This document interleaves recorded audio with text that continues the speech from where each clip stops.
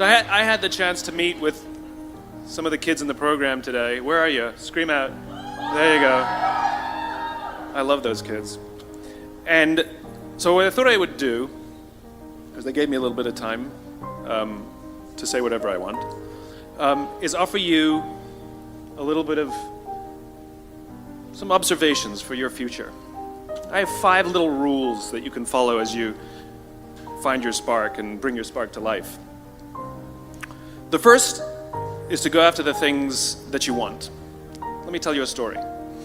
So a friend of mine and I, we went for a run in Central Park. The Roadrunners organization, on the weekends, they host races.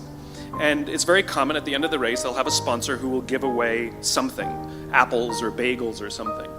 And on this particular day, when we got to the end of the run, there were some free bagels. And they had picnic tables set up, and on one side was a group of volunteers. On the table were boxes of bagels, and on the other side was a long line of runners waiting to get their free bagel. So I said to my friend, let's get a bagel. And he looked at me and said, the line's too long. And I said, free bagel. And he said, I don't want to wait in line. And I was like, free bagel. And he says, nah, it's too long. And that's when I realized that there's 2 ways to see the world. Some people see the thing that they want, and some people see the thing that prevents them from getting the thing that they want. I could only see the bagels. He could only see the line. And so I walked up to the line. I leaned in between 2 people, put my hand in the box, and pulled out 2 bagels. And no one got mad at me, because the rule is you can go after whatever you want. You just cannot deny anyone else to go after whatever they want. Now, I had to sacrifice choice. I didn't get to choose which bagel I got. I got whatever I pulled out, but I didn't have to wait in line. So the point is you don't have to wait in line. You don't have to do it the way everybody else has done it. You can do it your way. You can break the rules. You just can't get in the way of somebody else getting what they want. That's rule number 1. Rule number 2. I like this one. In the 18th century, there was something that spread across Europe and eventually made its way to America called puerperal fever, also known as the Black Death of childbed. Basically what was happening is women were giving birth and they would die within 48 hours after giving birth. This Black Death of childbirth was the ravage of Europe, and it got worse and worse and worse over the course of over a century. In some hospitals, it was as high as 70% of women who gave birth who would die as a result of giving birth. But this was the Renaissance. This was the time of empirical data and science, and we had thrown away things like tradition and mysticism. These were men of science. These were doctors. And these doctors and men of science wanted to study and try and find the reason for this Black Death of childbed, and so they got to work studying, and they would study the corpses of the women who had died. And in the morning they would conduct autopsies, and then in the afternoon they would go and deliver babies and finish their rounds. And it wasn't until somewhere in the mid-1800s that Dr. Oliver Wendell Holmes, father of Supreme Court Justice Oliver Wendell Holmes, realized that all of these doctors who were conducting autopsies in the morning weren't washing their hands before they delivered babies in the afternoon. And he pointed it out and said, guys, you're the problem. And they ignored him and called him crazy for 30 years. Until finally somebody realized that if they simply washed their hands, it would go away. And that's exactly what happened. When they started sterilizing their instruments and washing their hands, the Black Death of childbed disappeared. My point is, the lesson here is, sometimes you're the problem. We've seen this happen all too recently with our new men of science and empirical studiers and these men of finance, who are smarter than the rest of us until the thing collapsed. And they blamed everything else except themselves. And my point is take accountability for your actions. You can take all the credit in the world for the things that you do right, as long as you also take responsibility for the things you do wrong. It must be a balanced equation. You don't get it one way and not the other. You get to take credit when you also take accountability. That's lesson 2. Lesson 3, take care of each other.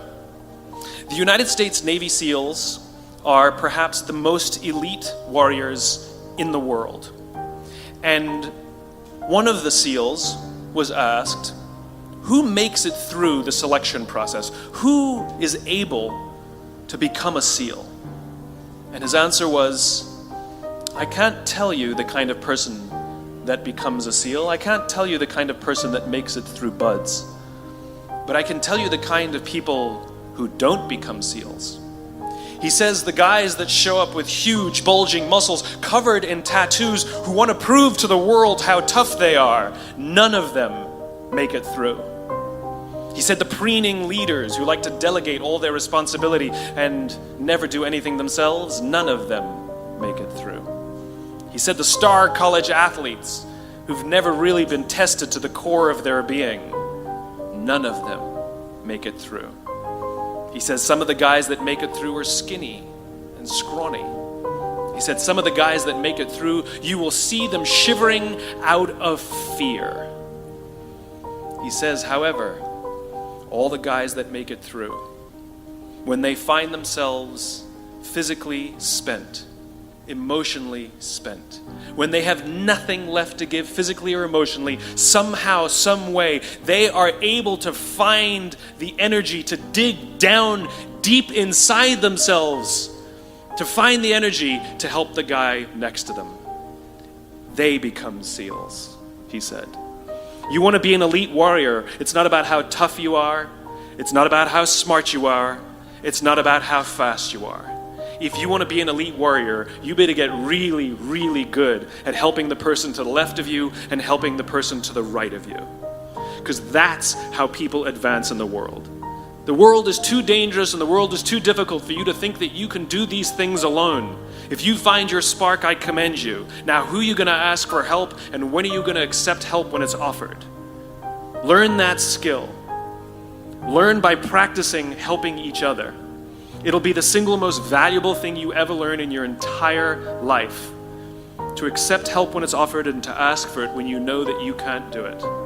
The amazing thing is when you learn to ask for help, you'll discover that there are people all around you who've always wanted to help you. They just didn't think you needed it because you kept pretending that you had everything under control. And the minute you say, I don't know what I'm doing, I'm stuck, I'm scared, I don't think I can do this, you will find that lots of people who love you will rush in and take care of you. But that'll only happen if you learn to take care of them first.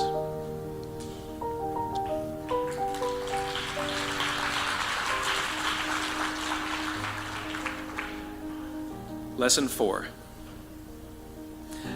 Nelson Mandela is a particularly special case study in the leadership world because he is universally regarded as a great leader.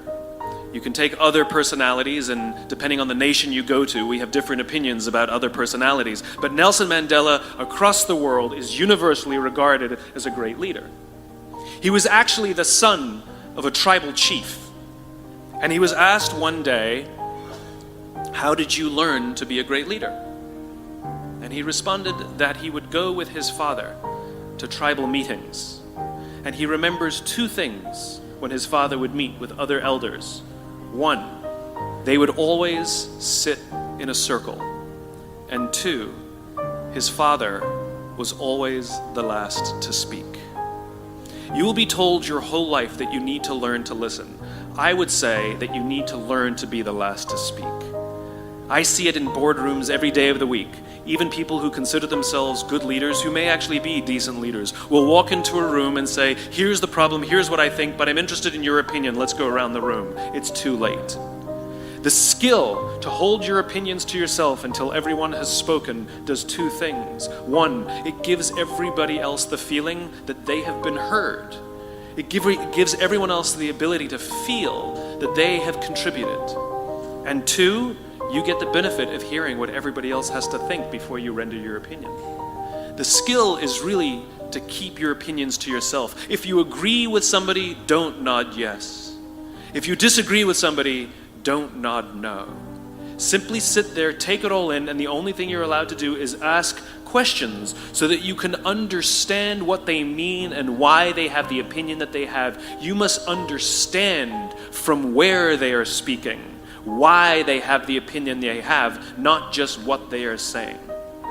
And at the end, you will get your turn.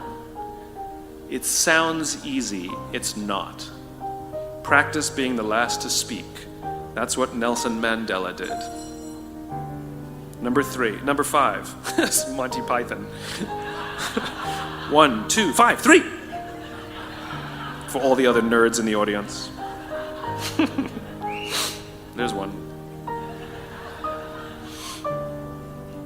Number 5. My favorite one of all.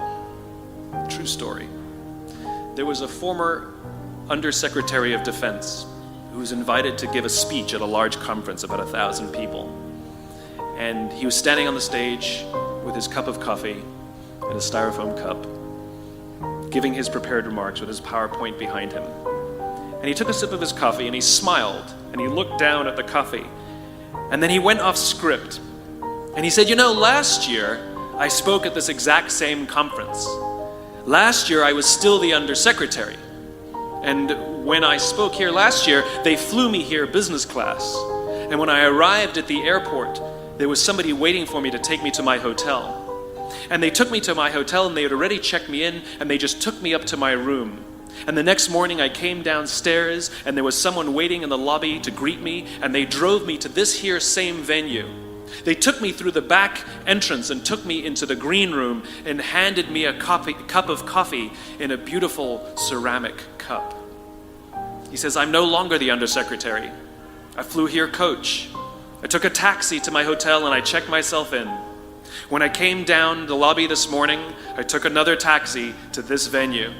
I came in the front door and found my way backstage, and when I asked someone, do you have any coffee? He pointed to the coffee machine in the corner, and I poured myself a cup of coffee into this here styrofoam cup.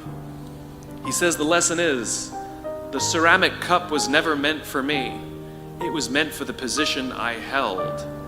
I deserve a styrofoam cup. Remember this. As you gain fame, as you gain fortune, as you gain position and seniority, people will treat you better. They will hold doors open for you. They will get you a cup of tea and coffee without you even asking. They will call you sir and ma'am, and they will give you stuff. None of that stuff is meant for you. That stuff is meant for the position you hold. It is meant for the level that you have achieved of leader or success or whatever you want to call it. But you will always deserve a styrofoam cup. Remember that. Remember that lesson of humility and gratitude. You can accept all the free stuff. You can accept all the perks. Absolutely, you can enjoy them. But just be grateful for them and know that they're not for you.